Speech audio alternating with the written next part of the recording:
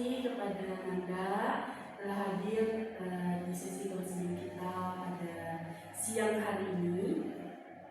Sebelumnya Anda dari mana nih? Dari kelas. Oh, dari kelas. Berarti Anda tadi ada kelas ya? Iya, dari kelas. Oke, sebelumnya sebelum kita mulai kita, alangkah baiknya kita membaca doa terlebih dahulu agar acara kita kita lancar dari awal hingga akhir. Nah, berdoa mulai. Berdoa selesai. Oke, sebelum kita mulai sesi kita, karena kita belum saling begitu mengenal satu sama lain, alangkah baiknya kita melakukan perkenalan dulu ya. Nah, perkenalannya dari Ibu dulu atau dari teman-teman? Oke, dari Ibu ya. Nah, sebelumnya perkenalkan nama Ibu Isna. Ibu ngajar di Ibu sekuliah di UIN Bukit Tinggi di jurusan Pendidikan Konseling.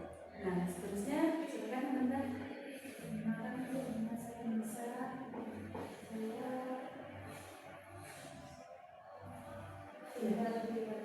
Oke, namanya Nisa ya? Nisa. Oh, tinggal sekarang di kelas.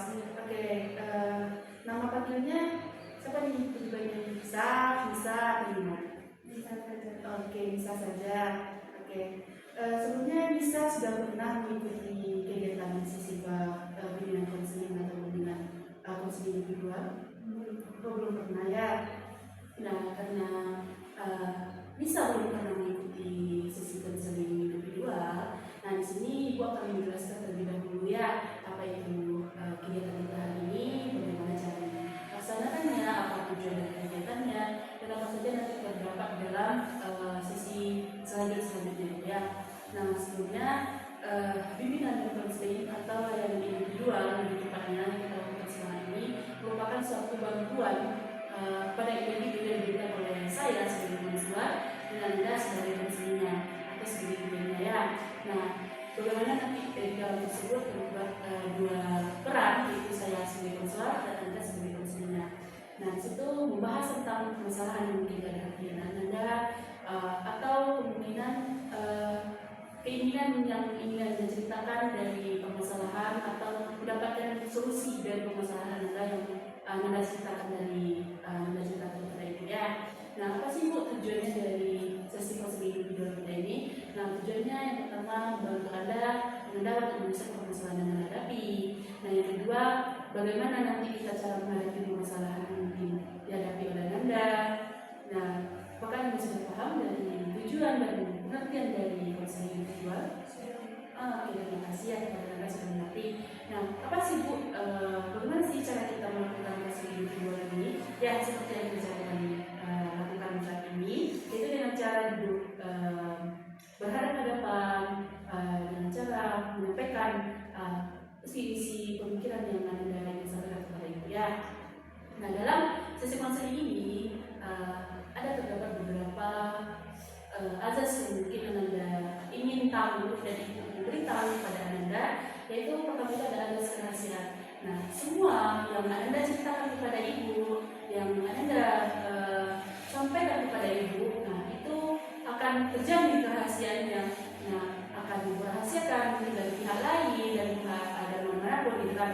Kecuali Anda mungkin mengizinkan Ibu untuk menyampaikan kepada pihak lain dengan maksud dan tujuan yang bermanfaat untuk orang lain. Nah, juga Ibu berharap kepada Anda mungkin Anda nanti terbuka ya kepada Ibu, terbuka dari permasalahan yang Anda ceritakan, terbuka masalah yang ingin Anda sampaikan kepada Ibu. Apakah Ibu Anda sudah paham? Oke. Di sini juga Ibu berharap kepada Anda untuk menyampaikan permasalahannya yang mungkin menjadi gangguan saat ini ya, menjadi gangguan, menjadi kepikiran bagi Anda. Dan juga Ibu berharap kepada Anda bisa untuk aktif menceritakannya permasalahan yang mungkin Anda hadapi saat ini. Nah, apakah Anda sudah paham dari permasalahannya? Oke, terima kasih ya kepada Anda. Tadi Anda sudah mau untuk datang ke sini, sudah bersukarela untuk duduk di depan Ibu ya. Nah, mungkin Anda juga bersukarela untuk menceritakan dari permasalahannya, sudah bersukarela untuk berjalan kaki ke sini atau pakai motor tadi. Atau pakai motor tadi? Oh, jalan kaki, insya Allah. setiap langkah yang Anda beri, setiap langkah yang Anda niatkan untuk sini menjadi ladang pahala untuk Anda ke depannya ya, untuk di akhirat juga. Nah, oke. Apa nih yang membuat Anda kepikiran sehingga Anda datang ke ruangan counseling saat ini?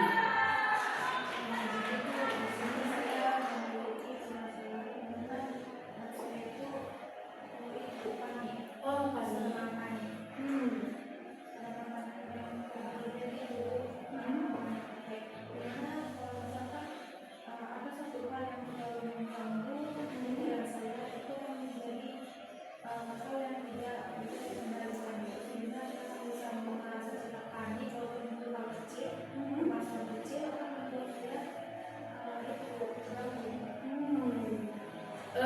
Panik dalam bentuk apa ya? Maksudnya panik, contoh seperti apa yang mungkin Anda alami? Bisa dalam kayak tugas, pengumuman orang, tuntutan dalam rumah, ini bisa membuat panik sehingga tangan saya merasa gemetar, tubuh saya panas, kemudian saya sakit, dan saya bisa menangis. Oh iya, itu bentuk dari panik ya. Sejak kapan ya Anda merasa tadi Anda menceritakan ya tentang paniknya, tentang tugas gitu. Nah, tugas maksud Anda itu dalam paniknya dalam bentuk apa nih? Mungkin ada juga kan panik kayak deadline tugas, jadi masa panik atau gimana? Panik ini kan sudah lama saya rasakan dari kelas 3 SMP. Nah, ada beberapa tugas-tugas secara itu yang harus menuntut kurikulum kan? Iya. Nah, jadi setiap kurikulum itu kan memiliki kriteria penilaian yang berbeda-beda. Nah, kita tuh sudah sempurna untuk mengajarkan tugas. Nah, itu yang berdasarkan ibu. Tugas saya itu tidak sempurna, nilai saya tidak bagus, dan nantinya orang tua saya juga akan marah pada saya karena nilai saya juga tidak Panik tentang nilai orang tua dan tuntutan pertemanan bisa jadi juga ya. Untuk dari pertemanan maksudnya Anda dalam seperti itu seperti apa? Yang dari pertemanan itu maksudnya berteman itu kadang ada teman-teman yang sering menjelek-jelekan menjelek-jelekan itu yang tidak sesuai sama apa yang saya lakukan. Jadi orang itu beranggapan kalau saya itu salah, jadi itu bisa terjadi pikiran saya panik, saya cemas tanpa sebab. Walaupun itu juga orang biasa, tapi itu sangat benar. Oh iya, itu yang mungkin Anda dalami ya, mulai dari pertemanan dan juga tugas dan tuntutan orang tua. Bukan tuntutan sih, kayak tanggung jawab kita terhadap orang tua kita ya. Dari yang Anda ceritakan tadi ya, Ibu paham dengan Anda yang rasakan, Ibu paham dengan Anda hadapi saat ini karena Ibu juga pernah di posisi Anda itu sebagai mahasiswa juga gitu kan, merasakan kepanikan dalam tugas dan juga Ibu merasakan pernah juga ya itu namanya dari Ibu ada deadline waktu. Nah itu Ibu panik juga gitu.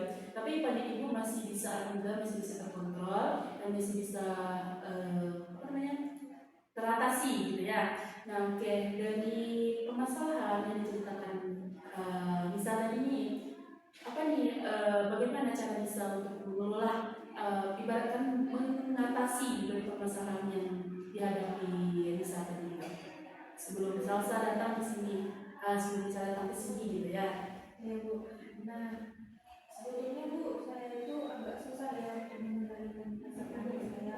Saya juga tidak bisa mengontrol sendiri. Mungkin ada beberapa hal yang saya coba seperti mengusap-usap jempol atau tarik nafas. Tapi itu juga tidak cukup membantu untuk panik saya yang terlalu berlebihan. Dan saya juga butuh tidak ditenangkan ada teman yang jadi itu saya mengendalikan sendiri situasinya. Karena tadi saya habis panik juga. Jadi saya ingin cerita ke ibu. Ya, dari hati Salsa yang sudah mulai untuk datang ke sini ya, datang ke sini untuk menceritakan permasalahan dari Nisa, itu sudah sangat langkah yang sangat baik. bisa dari permasalahan yang bisa alami saat ini gitu. Nah, mungkin ada nih teman yang salsa, teman si bisa apa namanya yang membuat bisa menjadi tenang. Ada kan teman Nisa yang mendampingi Salsa waktu Salsa panik gitu ya, misalnya panik gitu ya. Nah, ada beberapa teman yang saya rasa bisa untuk membantu saya dalam menenangkan diri. Tapi itu kan kalau kami ketemu ya dulu kan di sini kami di kantor. Nah biasanya itu kalau ketemu agak susah ya. Itu pun kalau di rumah pas libur sekolah itu kan kalau di rumah itu kan kalau orang tua kan sibuk juga kerja bu. Itu pun kalau ayah malah pulangnya sudah malam. Pun ibu saya kalau dia ibu rumah tangga itu kan sibuk jadi itu biasanya telepon teman biar tenang. Oke. Tadi bisa menyatakan kepada ibu ya, ada teman yang membuat bisa merasa tertekan juga ya, merasa ibaratkannya merasa tertekan dan juga merasa kalau bertemu sama dia tuh kayak apa tadi saya bilang tadi pagi itu ya, ya merasa apa tadi nak? Nah itu merasa kayak mandi gitu tempat kan disebut lebih kayak kalau omongan itu tuh tidak sesuai sama yang bisa lakukan. Ibaratkan dia memfitnah lah gitu kan, memfitnah si bisa merasa hal yang disampaikannya itu tidak benar ibaratnya gitu. Nah, dalam bentuk apa itu contoh yang pernah dilakukan pada saat bisa gitu? Contohnya itu misalkan bisa kan pergi ke rumahnya misalkan main kan terus dia itu kayaknya awalnya kayak menerima baik saja kan bu, cuman setelah beberapa kali setelah udah memajunya pak main ke sana jadi dia bawa teman baru untuk bermain ke sana dan dia menceritakan hal yang tidak sesuai sama yang dilakukan di rumah. Berarti ada orang ketiga lah ibaratnya ya. Yang teman yang yang saya itu kan yang dibawa ke rumah tadi itu bisa kenal juga atau gimana? Kenal bu, kebetulan kami satu kelas juga. Oh, satu kelas juga. Itu dekat atau bagaimana? Kalau dulu kami dekat bu, saya dekat bu sama teman saya yang dulu. Cuman karena sudah tahu bagaimana sifatnya, saya juga daripada saya yang sendirian tersiksa kan bu, jadi saya sedikit menjaga jarak. Ini masih berteman. Tapi ya begitulah bu yang namanya manusia. Oke, tadi bisa menceritakannya teman yang maksud bisa bercerita dengan baik, maksudnya tadi mendengarkan dengan baik, memberikan solusi, menenangkan ketika Nisa panik ya, itu temannya sama atau bagaimana? Bukan berbeda. Berbeda. Kebetulan dia juga teman saya.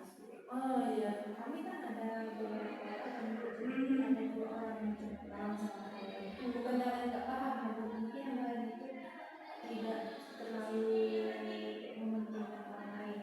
Oke, Oke, dari permasalahan yang bisa hadapi tadi banyak yang ibu dapatkan permasalahannya, tapi solusi yang ibu berikan kepada saya untuk cara mengurangi kepanikan Nisa, mungkin Nisa bisa melakukan ada namanya tarik nafas ketika bisa menghadapi satu permasalahan yang mungkin membuat Nisa menjadi shock gitu ya. Bisa menceritakan kayak bukan menceritakan kayak melakukan cara menarik nafas mungkin beberapa detik dulu, mungkin bisa melaksanakannya saat ini mungkin dengan praktek ya. Ketika kepanikan itu datang, mungkin bisa datang bisa untuk menghirup udara, iya betul. Habis itu memejamkan mata, mungkin bisa juga menceritakan kayak ini semua saya bisa menghadapinya, saya bisa untuk mengatasi masalah saya. Mungkin bisa menenangkan diri, itu cara ibu, solusi dari ibu ya. Nah kalau untuk teman, ya kita sebenarnya permasalahan dari sosial itu sangat banyak dan sangat bukan masalah itu saja yang mungkin datang majalah dia. Mungkin ada lagi masalah yang lain, mungkin belum bisa saya ceritakan kepada ibu. Mungkin beberapa hari lagi saya datang untuk ceritakannya di saya akan tentang itu sini gitu. Nah, oke. Itu solusi dari ibu tadi tentang bagaimana cara saya menghadapi eh, cara menghadapi panik dari Nisa tadi. Oke. Habis itu kapan nih kita untuk melakukan sesi konseling selanjutnya? Mungkin di hari yang sama seperti ini ya Bu. Oke, boleh. Habis kelas di hari itu kebetulan free ya Bu. Iya, betul. Kalau di hari yang lain itu full. Oke. Mungkin nanti bisa menghubungi Ibu. Sip, boleh. Sip, nanti datang aja. Mungkin datang boleh. Soalnya tuh ada apa namanya? Ada terus di ruangan gitu. Mungkin dari ngajar saja, diajarnya nanti kabar bagaimana-bagaimananya. Mungkin boleh dihubungi lewat via telepon atau WA gitu ya. Nah, oke, terima kasih Ibu ucapkan kepada Ananda. Baik, bismillahirrahmanirrahim. Assalamualaikum warahmatullahi wabarakatuh. Saya Misna dengan NIM 2623025 dari jurusan Bimbingan dan Konseling. Video ini saya buat untuk memenuhi salah satu tugas akhir dengan mata kuliah Psikologi Konseling dengan Ibu dosen pengampu, Ibu Dr. Alfi Rahmi, MPD. Pada kesempatan kali ini, saya akan menjelaskan analisis tingkah laku klien saya. Nah, klien saya merupakan dari mahasiswa prodi bimbingan dan konseling Islam bernama Nisa. Nah, pada awal sesi konseling, saya terlebih dahulu memperkenalkan diri, kemudian klien juga memperkenalkan dirinya. Setelah itu, saya membangun keakraban dengan menyambut klien secara hangat, memberikan senyuman, dan menciptakan suasana yang nyaman. Nah, selanjutnya saya menjelaskan kepada klien saya mengenai konseling individual, mulai dari pengertian, tujuan, azas-azas konseling, serta peran konselor dan konseling dalam proses konseling. Nah, setelah klien saya memahami hal tersebut, barulah klien saya mulai menceritakan permasalahannya yang sedang dialaminya saat itu. Nah, permasalahan yang dialami oleh klien saya ini itu menunjuk kepada aspek pribadi dan sosial. Nah, pada aspek pribadi, klien merasa mudah panik dan grogi ketika menghadapi situasi tertentu. Nah, terutama saat ujian dan ketika ditunjuk untuk menjawab pertanyaan. Nah, klien merasa takut, salah, dan tidak percaya diri, dan sulit menenangkan dirinya. Nah, sedangkan pada aspek sosialnya, klien merasa kecewa dalam hubungan pertemanan, dan juga klien merasa bahwa ada teman yang saat hadir saja ketika senang saja, tetapi tidak hadir ketika ia mengalami kesulitan. Nah, apa sih label tingkah laku yang muncul pada klien saya ini yang saya analisis, yaitu klien saya adalah klien saya mudah panik, grogi, kurang percaya diri, dan juga merasa kecewa dalam hubungan pertemanannya. Nah, jika dianalisis menggunakan TFA itu apa? Yaitu T itu merupakan thinking, yaitu pikirannya. Nah, yang kedua itu ada feeling atau FF, itu feeling, dan A-nya yaitu action. Nah, jika dibahas dari menggunakan TFA sebelum perubahan dari aspek thinking atau pikirannya, klien berpikir bahwa ia itu menunjuk atau menghadapi ujiannya, ia akan melakukan kesalahan. Nah, klien juga takut dinilai negatif oleh orang lain dalam hubungan sosial. Nah, oleh karena itu, klien berpikir bahwa teman-temannya kurang peduli juga karena hanya hadir ketika senang saja dan ketika susah menghilang gitu. Nah, di aspek feeling atau perasaan, nah klien itu merasa cemas, takut, panik, dan grogi dan tidak percaya diri, kecewa, sedih, dan merasa kurang mendapatkan dukungan dari temannya gitu. Kemudian dari aspek action yaitu tindakan. Nah, kalian menjadi gugup, sulit berbicara dengan lancar, dan juga takut menyampaikan jawaban dan kurang tenang dan cenderung memendam kekecewaan terhadap temannya gitu. Nah, apa sih perubahan tingkah laku yang diharapkan dalam diri kalian ini? Yaitu kalian itu mampu mengelola emosinya, rasa paniknya, groginya dengan cara menenangkan diri terlebih dahulu. Nah, saya sebagai konselor memberikan saran kepada kalian ketika ia mulai panik, kalian dapat sejenak berhenti, menarik nafas, mengatur nafasnya, lalu kalian menunjukkan kembali apa yang ingin disampaikan. Nah, contohnya saya berikan contoh mungkin ketika ujian ditunjuk oleh dosennya atau ditunjuk oleh gurunya gitu ya. Di situ saya ketika dia grogi, coba tarik nafas terlebih dahulu dan ungkapkan lagi apa yang ingin diungkapkan kepada dalam sesi ujian tersebut gitu. Nah, saya juga memberikan contoh kepada kalian bahwa ketika seseorang merasa panik saat berbicara atau menjawab pertanyaan, lalu tidak perlu memaksakan diri. Nah, ia bisa mengambil jeda sebentar yang telah jelaskan saya tadi ya. Nah, setelah perubahan yang diharapkan dari aspek thinking kalian, diharapkan mulai berpikir bahwa atau tujukan ujian dan ditujukan bukanlah untuk suatu harus yang ditakuti secara berlebihan. Nah, kalian dapat memahami bahwa ia boleh menjawab secara perlahan dan tidak harus selalu sempurna gitu. Baik dari aspek feelingnya, kalian diharapkan merasa lebih tenang, lebih percaya diri, dan lebih mampu menekankan keadaan, dan kalian juga mengharapkan tidak terlalu larut dalam perasaan, rasa kecewa terhadap teman.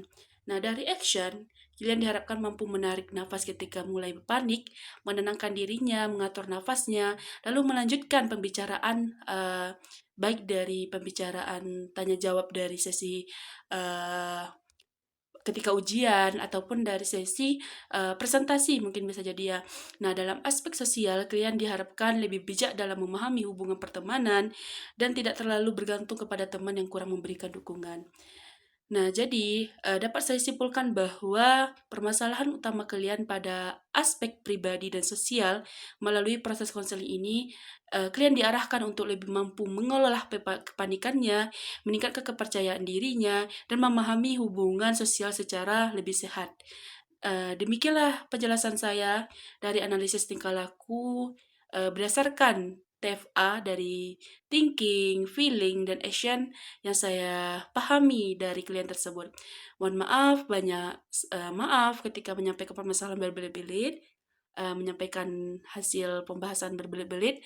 Saya Misna dengan itu saya pamit undur diri. Tadi saya mulai dari salam, kini saya akhiri. Wabillahi taufiq wa hidayah. Wassalamualaikum warahmatullahi wabarakatuh.